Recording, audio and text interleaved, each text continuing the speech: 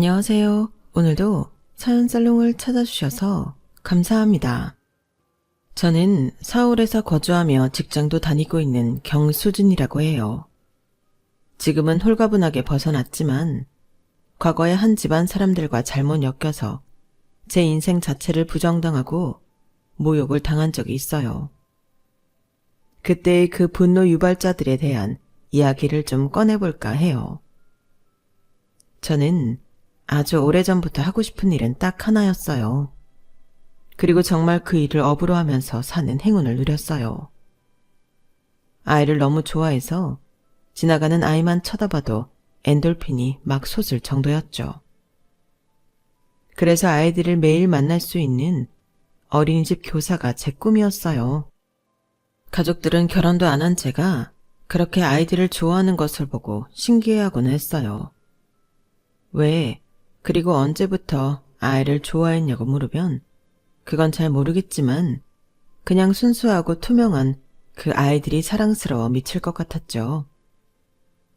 그래서 제가 꿈꿨던 결혼 생활은 무조건 일찍 결혼해서 할 수 있는 한 최대한 많은 아이들을 낳고 사는 것이었어요. 하지만 아이만 좋아했지 연애에는 큰 소질이 없어 그 소원은 물 건너가기는 했지만요. 어쨌든 저는 매일 어린이집에 출근하는 낙으로 사는 사람이었어요. 다른 분들도 다 너무 훌륭한 선생님이시지만 진심에서 우러나와 아이들을 대하고 사랑해주니 부모님들 사이에서 저는 특히나 인기가 많은 교사 중에 하나였어요. 돈 주고 살 수도 없을 만큼 참 감사한 일이었죠. 그렇게 아이들만 기다리며 출근하던 제게도 기다리게 되는 다른 사람이 생겼어요. 지인과의 약속 자리에서 알게 된 한 남자였죠. 이름은 김양호. 나이는 저와 동갑이었어요. 저도 이름을 여러 번 들어본 꽤 알려진 기업에 다니는 회사원이었는데 너무 호감형이었어요. 180cm가 넘는 키에 적당한 체격, 댄디하고 깔끔한 수트가 잘 어울렸고 손가락이 길고 웃을 때 가지런한 치아가 다 보이는 남자였어요. 누구나 한 번쯤 쳐다보게 되는 그런 비주얼이었어요. 저도 그때는 생각하지 못했어요. 이 비주얼남과 제가 만나게 될 줄은. 저희는 첫 만남부터 대화가 잘 통했고 술 한 잔에 말부터 놓게 되었죠. 수진이?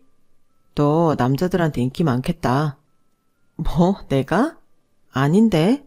나 완전 인기 없어. 거짓말. 너 웃을 때 엄청 해맑아. 티 없다고 해야 하나? 아무튼 엄청 사람 기분 좋아지게 하는 웃음이야. 벌써 술 취한 거 아니지? 너야말로 여자들한테 둘러싸여서 지낼 것 같은데. 나? 아니야. 나도 완전 연애고자야. 연애고자? 겉모습은 완전 화려함 자체인데?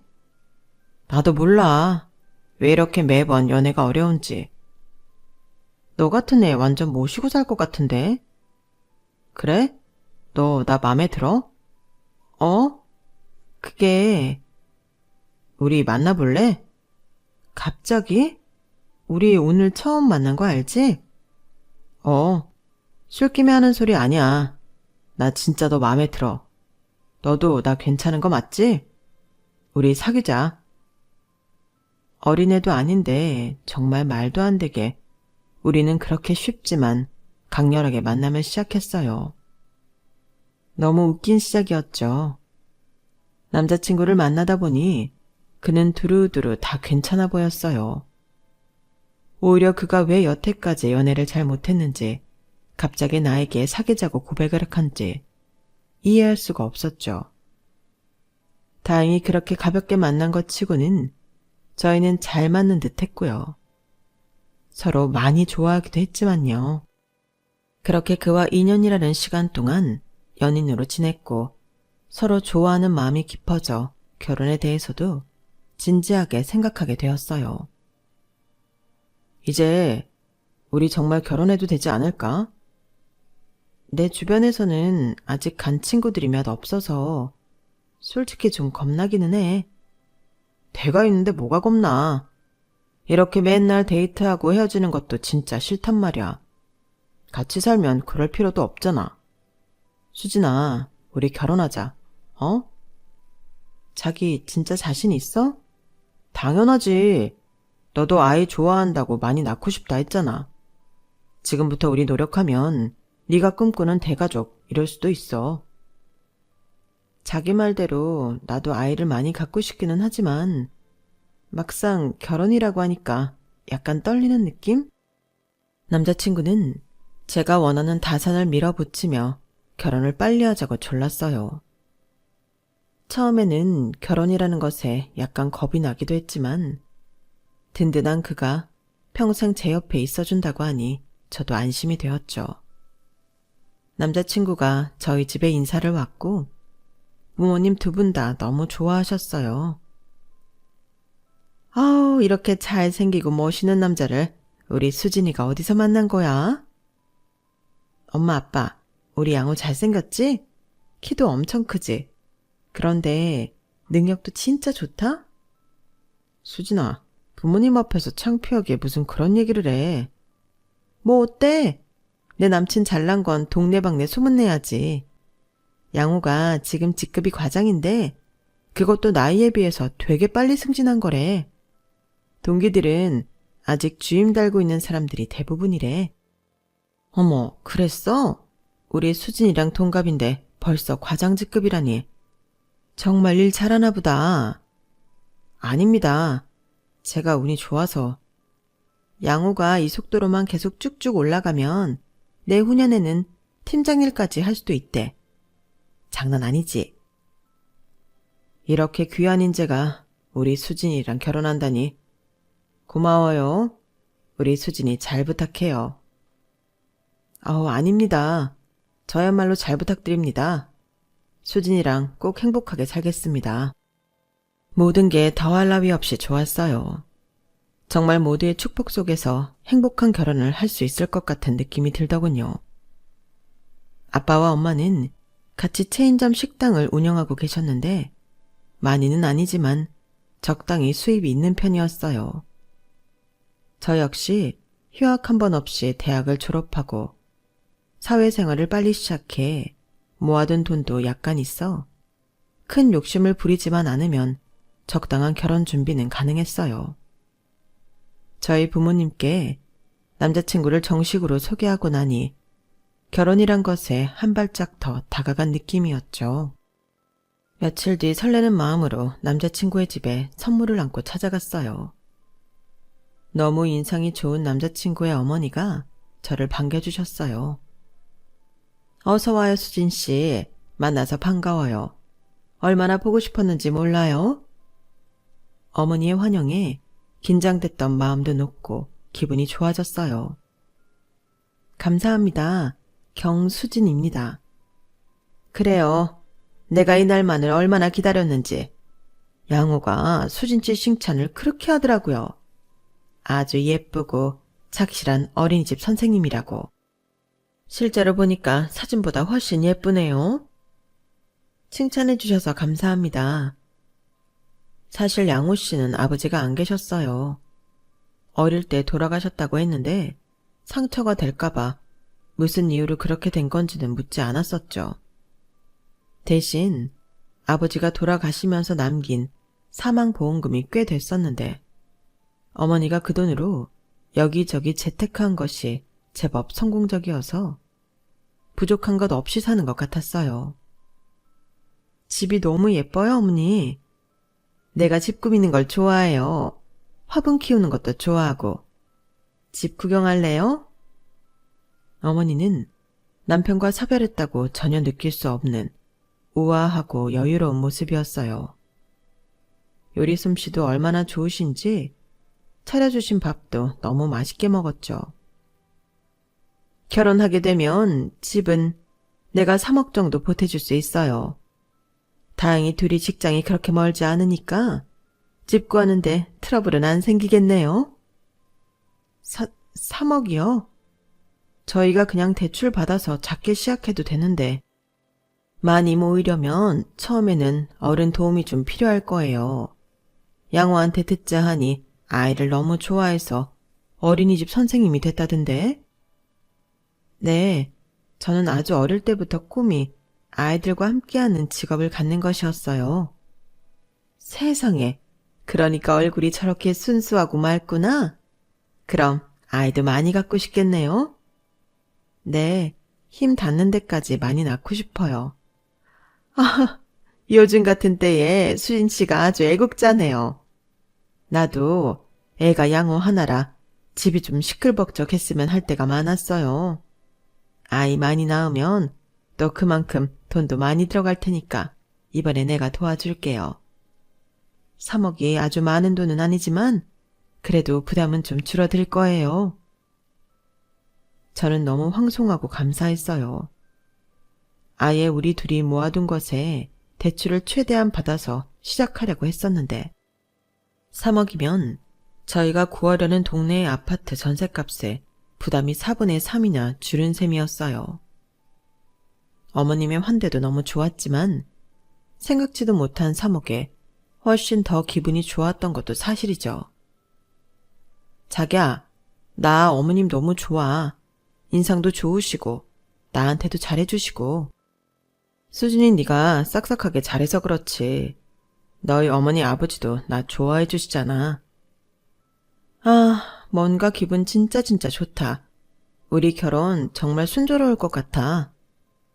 우리 아이 많이 낳고 행복하게 잘 살자. 실제로 결혼식을 무사히 잘 올리고 너무 황홀한 신혼여행까지 다녀왔어요. 자기야, 우리 가족계획 세워볼까? 그래. 나는 무조건 많이 낳고 싶지만 자기 지금 하는 프로젝트 엄청 중요한 거지. 그렇긴 해. 이번 프로젝트 잘 해내면 다음번 승진은 거의 따놓은 당상이거든. 내년 상반기나 지나야 한시름 놓을 텐데. 수진이 너 괜찮겠어? 뭐 10년 걸리는 것도 아닌데 뭐. 자기 일도 중요하지. 그럼 아이는 우선 내년 자기 일 끝나고 갖는 걸로. 기다려준다고 말해줘서 고마워. 아이 얘기만 하면 좋아 죽으면서. 정말 고마워. 아니야. 대신 프로젝트 정말 잘해야 돼. 당연하지. 저희는 남편의 회사에 중요한 일이 있어 1년 정도 신혼을 즐기고 아이를 갖기로 했어요. 하지만 모든 일이 그렇게 말한 대로 순조롭게 흘러가지는 않더군요. 엄마? 뭐라고? 그게 무슨 말이야?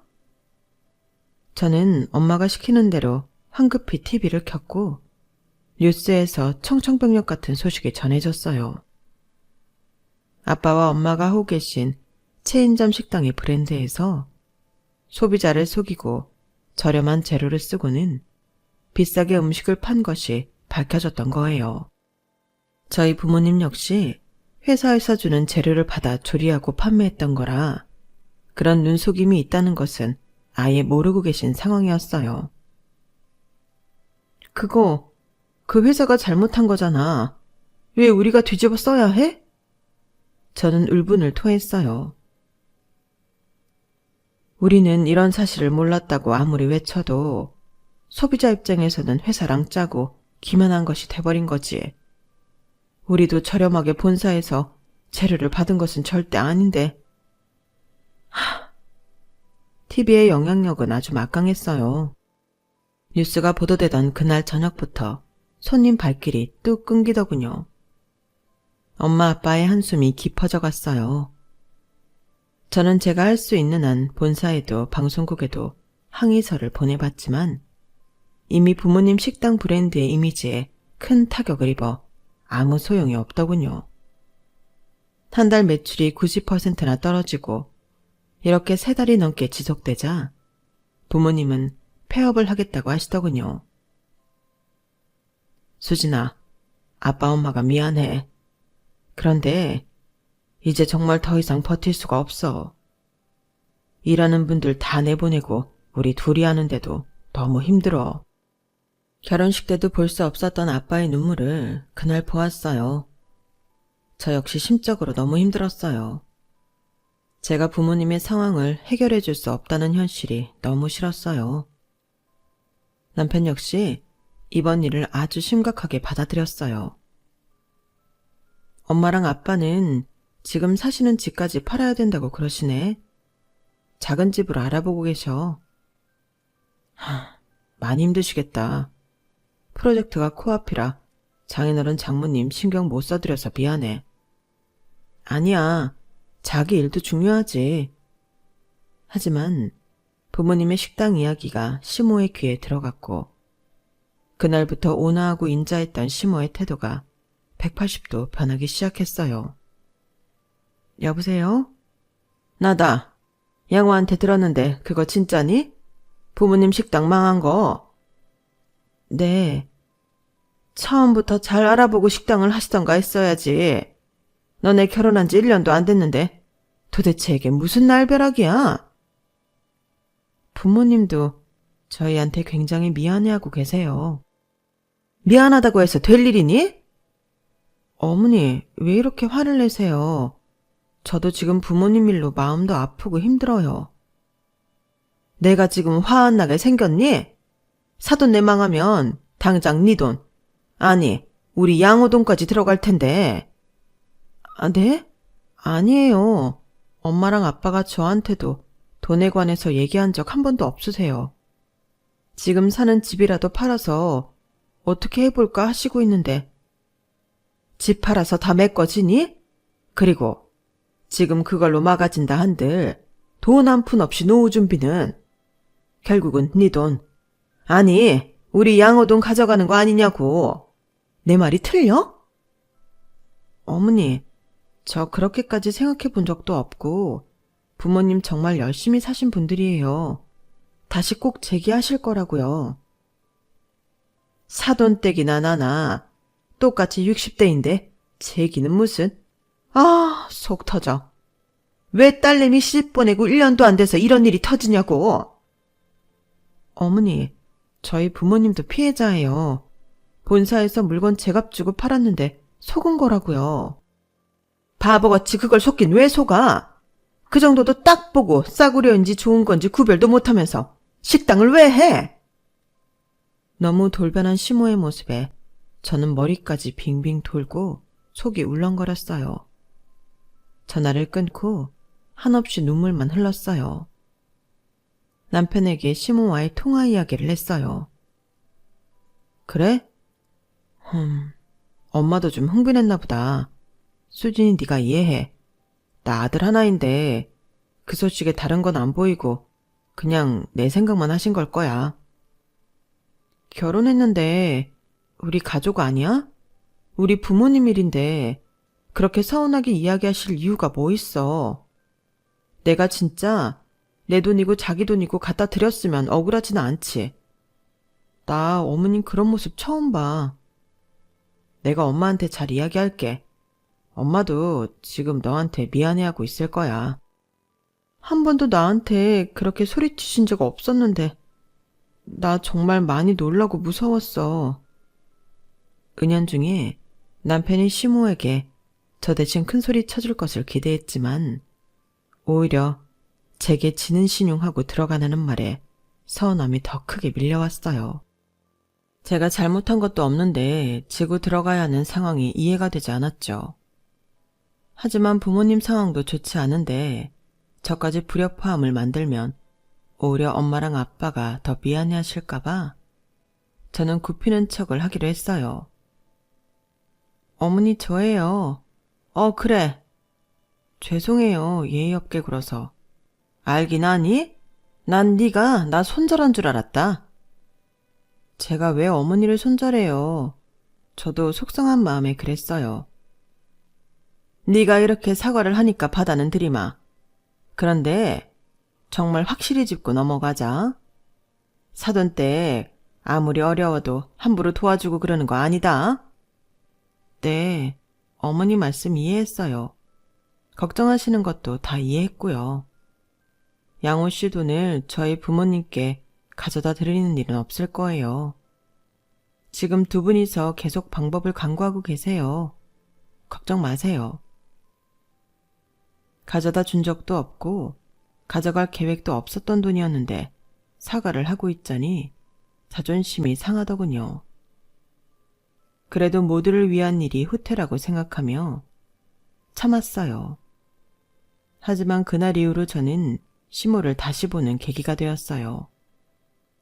그렇게 저를 딸처럼 예뻐해주고 웃어주고 칭찬해주던 시모는 더 이상 볼 수 없었거든요. 그래, 시댁은 시댁이지. 내가 너무 가족같이 생각했지. 아들은 핏줄이고 며느리는 남이니까.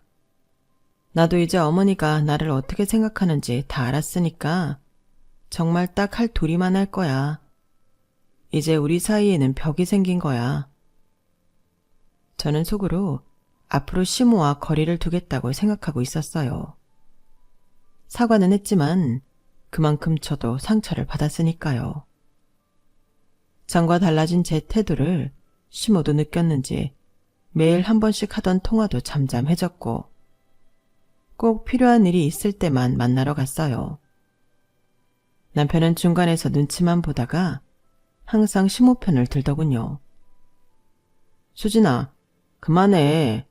아빠 일찍 돌아가시고 다른 형제 없이 엄마가 나만 보고 키우셔서 그래. 그런데 지금 이렇게 며느리랑도 어색한 관계가 돼서야 어디 살겠어? 난 어머니 딸이 아니잖아. 어머니가 나한테 주는 만큼만 나도 할 거야. 우리 아빠 엄마 식당 일로 나한테 얼마나 큰 상처를 주셨는데. 사과는 드렸지만 나 정말 속이 문드러지고 아팠어. 알지. 다 알지. 우리 수진이 힘들고 아팠던 거 내가 다 알지. 그렇다고 언제까지 엄마랑 이렇게 지낼 거야. 어? 나도 중간에서 힘들어. 우리 아이도 낳으면 이제 양갓집에 더 자주 왕래하면서 보여드리고 해야 하는데 수진이 네가 한 번만 좀, 어? 남편은 저의 저자세를 원했고 저는 솔깃했다가도 다시 시모에게 화가 나기도 했어요. 그 와중에 남편의 프로젝트가 무사히 끝났고 부모님도 어렵지만 최대한 방법을 모색해 상황을 헤쳐나가고 계셨어요. 시모와 어색했던 사이도 시간이 흘러 유야무야 되어 자연스럽게 다시 왕래도 하게 되었고요. 수진아, 나 이번에 회사 일도 잘 끝났는데 우리 작년에 한 얘기 이제 실행으로 슬슬 좀 옮겨볼까? 아이 얘기? 우리 지금부터 열심히 노력해서 예쁜 아이 낳자. 사실 저는 아직 곤란한 상황을 다 벗어나지는 못한 부모님 때문에 마음이 무거웠고 남편과 계획한 아이 생각이 약간 줄어든 상태였어요. 하지만 이상하게 남편에게 이 말을 꺼내기가 참 어려웠어요. 제 속도 모르는 남편은 배란일까지 체크해가며 노력하더군요. 생리하네? 또? 왜 이렇게 임신이 안 되지? 날짜 정확히 맞췄는데. 글쎄, 벌써 4달째야. 우리가 그렇게 나이가 많은 것도 아니고 이 정도 했으면 벌써 임신이 돼야 하는 거잖아. 자기 혹시 나 몰래 피임해? 무슨 소리야. 내가 무슨 피임약 먹는 거 봤어? 이렇게 임신이 안 되는 게 이상하잖아. 안 될 수도 있는 거지. 왜 그렇게 상처되게 말을 해. 아이 많은 집은 처음부터 네가 원한 거였잖아. 내가 무슨 기계 공장이야? 애가 척하고 생기게. 나도 말은 안 했지만 불안해. 무슨 말을 그렇게 야속하게 해. 저희의 노력에도 불구하고 임신이 되지 않자 남편도 제게 다그치기 시작하더군요. 게다가 시모 역시 압박 아닌 압박을 은근히 주었고요. 수진아, 내가 오늘 백화점에 갔다 왔거든? 애기들 것 좋고 예쁜 게 많더라고. 내가 어지간한 것들 다 사서 맡겨놨어. 나중에 하나씩 가져가서 써. 네? 아기 거요? 뭐 말씀이세요? 애기 거 뭐 한둘이니? 우선 옷을 계절별로 다 샀고 유모차랑 카시트도 샀어. 다 좋은 브랜드로 샀으니까 너도 좋아할 거야. 아기 침대는 신생아 때 쓸만한 걸로 우선 사놨고 장난감은 내가 잘 몰라서 그냥 개월수에 맞는 거 골라달라고 해서 샀어. 아기가 없는데 왜 벌써 그런 걸 사셨어요? 어차피 생길 손주잖니. 그리고 지나가는데 눈이 안 가는 게 없더라고. 어쩜 그렇게 예쁜 게 많니? 아기 낳으면 또 그때 돼서 좋은 거 사줄 테니까 우선 내 마음이라 생각하고 받아둬. 저는 이해할 수 없었죠. 뱃속에 있지도 않은 아이 물건을 왜 사들인 건지. 하지만 대충 알 것 같았어요. 저런 식으로 임신을 종용한다는 것을. 그거야말로 제 마음대로 안 되는 것인데도 남편과 시모는 어거지를 피우는 꼴이었어요. 이런 것들이 반복되며 제 결혼 생활에도 금이 가고 있다는 걸 느꼈어요. 6달째 임신에 실패하자 남편은 제게 불임 검사를 해보자고 하더군요. 같이 불임 검사를 해보자고? 나는 분명히 문제가 없을 것 같아. 수진이 너만 검사해보면 돼. 뭐라고? 자기가 문제 없을 거라는 건 어떻게 증명하는데? 느낌으로 알아. 지금 네 몸이 허약해서 그런 걸 수도 있고 자궁 쪽에 문제가 있는 걸 수도 있으니까 빨리 산부인과 가보자. 아니, 내 쪽에 문제가 있을 거라고 확신하는 이유가 뭐냐고. 느낌? 느낌으로 임신해? 정말 그렇게까지 해서 나도 검사하게 해야겠어? 그렇게까지가 아니라 당연히 둘 다 검사를 해야지. 나만 문제가 있을 거라 확신하고 가자는 게 너무 웃기잖아. 좋아. 검사했는데 내 문제가 아니면 그때는 어떡할래? 아니면 방법을 찾으면 되는 거지. 지금 나랑 무슨 내기해? 지금 자기 말은 꼭 나한테서 문제가 발견되어야 한다는 말투네? 알았어. 나도 같이 할게. 대신 내가 아이 갖는데 문제 없으면 나한테 사과해. 자기가 지금 나한테 이렇게 하는 건 사과할 생각이 없어? 남편의 억측에 화가 났지만 저도 누구 문제인지 가려서 확실히 따지고 싶었기에 함께 병원을 가게 되었어요. 가는 차 안에서 내내 회의감이 들더군요. 사랑해서 아이를 낳자는 것이 아니라 둘 사이에 지금 아이라도 있어야 할 것 같은 분위기에 압도되어 이렇게 엇갈리는 건 아닌지 깊은 생각에 빠졌죠. 병원에서 저희는 검사를 했고 결과가 나왔어요. 다행인지 불행인지 모르게 남편과 저 둘 다 신체적으로나 기능적으로 문제가 없었죠. 산부인과 의사가 묻더군요. 우리 두 분 다 요즘 심하게 스트레스를 받고 계시나요? 둘 다 검사 결과로는 깨끗한데 정신적으로 좀 문제가 있을 때도 난임인 경우가 있거든요. 엄마와 아빠가 건강한 상태로 아이를 맞을 준비를 하셔야지 아이도 즐겁게 오지 않겠어요? 많이 괜찮아졌다고는 하지만 사실 부모님 문제로 저는 그때까지 좀 혼란스러운 상태이기는 했어요.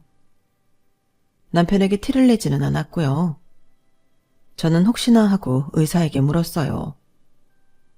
제가 대학생 때 자궁에 아주 작은 혹이 있었는데 별것 아니라고 해서 쉽게 시술 정도를 받은 적이 있긴 한데요. 혹시 그게 연관이 있을까요? 정확히 어떤 혹이었는지 제가 차트를 봐야겠지만 연관성은 많지 않아요. 보통 병원에서 그렇게 가볍게 얘기하고 떼어내는 거면 정말 작은 것이었을 것 같아요. 특히 자궁은 여자한테 더 소중한 기관 중에 하나니까 심각했다면 언지를 줬었겠죠? 아, 네. 남편은 의사에게 전혀 정신적으로 받는 스트레스는 없지만 아이가 계속 생기지 않아 고민인 정도라고만 말하더군요. 남편분, 그것도 스트레스예요. 참 어려운 일이겠지만 꼭 임신이 되어야 해 라는 마음을 갖지 말고 차분하게 기다려보는 것이 좋을 것 같아요.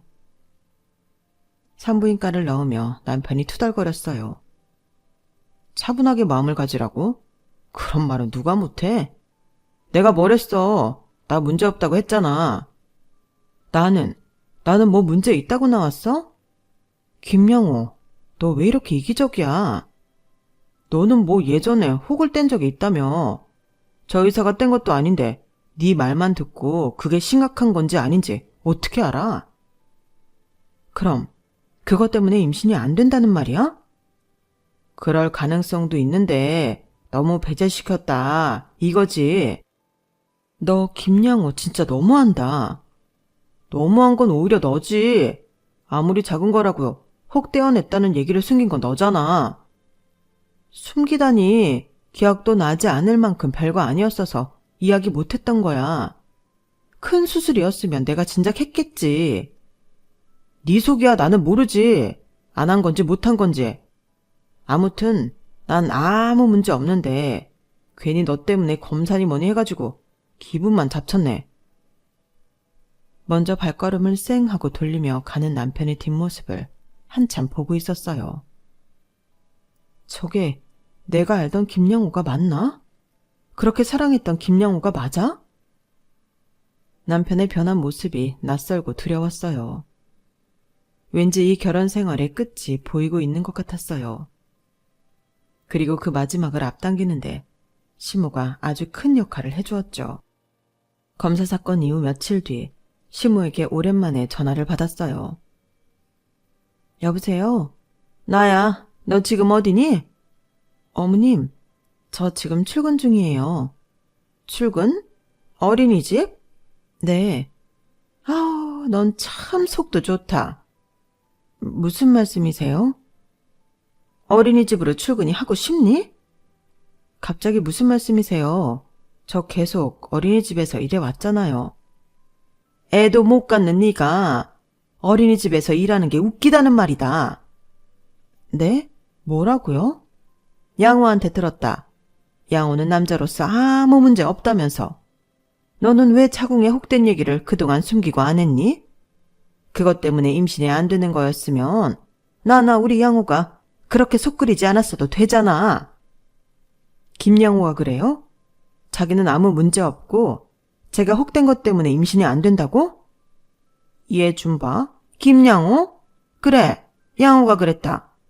그런데 누가 봐도 그것밖에 이유가 없잖니. 나이도 한창인데 임신이 안 될 다른 이유가 뭐가 있겠냐고. 그렇게 저한테 문제 있다고 몰아가면 김양호랑 어머님 속이 좀 편하세요? 진작 네가 불임인 줄 알았으면 우리 양호랑 결혼 허락 안 했을 거야. 결혼 전에 애를 먼저 낳는 것도 아닌데 불임인지 누가 알아요? 내 말이 그래서 짜증난다는 거지. 너도 알겠지만 우리 양호 인물이 좀 훤칠하니? 어릴 때부터 연예인 하라고 권유도 얼마나 받았었는데. 그런 귀하디 귀한 하나밖에 없는 외아들인데 여기서 태가 끊긴다고 생각하니까 분해서 잠이 안 와. 그런데 네가 어린이집으로 출근을 한다고? 기가 찬다, 기가 차.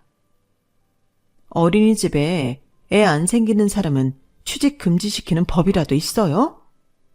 네 양심에 묻는 말이지. 그 착한 아이들 보면서 네가 갖지 못하니까. 너도 몰래 못된 생각할 수도 있는 거고. 안 그래? 저기요. 뭐? 저기요? 얘 좀 봐. 너 말 다 했어? 이제 날 CM으로도 안 보는 거지? 이게 어디다 대고 저기요래? 지금 누구를 잠재적 범죄자 취급하는 거예요? 저는 너무 기가 차고 서러워서 눈물이 났어요. 제가 뭘 잘못했다고 이런 대접까지 받는 건지. 아이를 너무나 사랑하는 제게 왜 이런 시련이 닥쳐온 건지. 너 애 낳으면 주려고 내가 진작에 백화점에서 사놓은 건 다 어쩔 거냐? 누가 그런 거 미리 사달라고 했어요? 왜 사놓고 나한테 뭐라고 그래요? 아, 너랑 이렇게 입씨름하는 거 나도 골 아프다. 니네 결혼하고 얼마 안 돼서 부모님 식당 난리 났네 어쩌네 했을 때 그냥 깨끗하게 싹 갈라놓을걸. 그때부터 불안하긴 했다. 아주 그때 못 갈라놓은 걸 나도 평생 후회할 거다. 결국 시모는 제게 기름을 붓고 부채질까지 하며 불을 붙이더군요. 이제는 더 이상 볼 것도 없었죠. 김양호 집과는 당장이라도 끝을 내야겠다고 생각했어요. 이제는 집에 와서 저를 소 닭 보듯 하던 김양호를 불러 세웠어요. 우리 끝인 거지? 너 우리 엄마한테 저기요 라고 했다며? 대단하다 진짜. 시어머니한테 저기요라고 하지를 않나. 소리를 꽥꽥 지르질 않나. 니네 모자는 참 뭐랄까 이상한 포인트에서 쿵짝이 잘 맞네. 서로 듣고 싶은 말, 믿고 싶은 말만 하고 사나봐. 너희 모자야말로 대단한 것 같아. 너 말 조심해. 이제 다 끝났는데 조심할 게 뭐 있어. 잘 됐네. 그 난임인지 불임 검사 덕분에 아주 확실히 네 진상을 알아볼 수 있게 되어서 너무 감사하다. 나야말로 왜 임신이 안 되는지 확실해졌으니까 유책은 명확하게 내 쪽인 거잖아. 웃기고 있네. 어디서 들은 건 있어가지고. 경수진, 내가 충고하는데 너 직업 바꿔. 너나 니네 엄마나 뭐나 된다고 내 직업 갖고 자꾸 운운해? 지금 너한테 어울리는 건 어린이집 교사가 아니라 요양보호사야. 가서 그거 자격증이나 따서 불쌍한 노인분들 돌봐놔드려라. 너한테 배우는 그 어린이집 애들이 너무 불쌍하다. 애도 못 가져서 가슴 한켠에 한 많은 교사가 자기 아이들이랑 매일 본다고 생각하면 거기 엄마들이 가만히 있을까? 너 내가 가서 입 뻥긋하면 그냥 잘리는 거야. 알았어? 아, 그렇게까지 생각해줘서 고맙네. 요양보호사 자격증은 넣어놨다. 니네 엄마 성질머리 보니까 곱게는 오래 못 사시겠더라. 네 엄마 화장실도 못 가고 밥도 혼자 못 먹으면 잘난 아드님 김양호가 보살펴드려야 되지 않겠어? 꼼꼼하고 세심하게 잘 받으리려면 너나 지금부터 자격증 열심히 공부해야 할걸? 뭐? 니네 엄마? 말 다 했어? 그럼 니네 엄마지 우리 엄마냐? 엄마나 아들이나 정말 최악이네. 우리 엄마 욕 보이지 말라고. 그 효심에 눈물이 다 나네. 야, 김영호. 한때 그래도 내가 너한테 미치기는 했었지. 미치게 사랑해서 결혼한 거니까. 나 그거 부정 안 할게. 지우려고도 안 할게. 그것도 내 인생의 한 페이지니까. 좋은 일만 내 인생일 수는 없잖아. 나한테 아프고 쓰라린 페이지 쓰게 해줘서 고맙다. 잘 살라고는 말 못하겠지만 너 계속 그렇게 살다가는 큰일 날 것 같긴 하다. 얼마 뒤 저희는 남남이 되었어요. 후련하면서도 씁쓸하더군요. 많이 사랑했었고 살도 부비며 같이 살았던 사람인데 변해가는 모습을 바라보다 결국에는 이런 파국까지 맞이할 줄이야.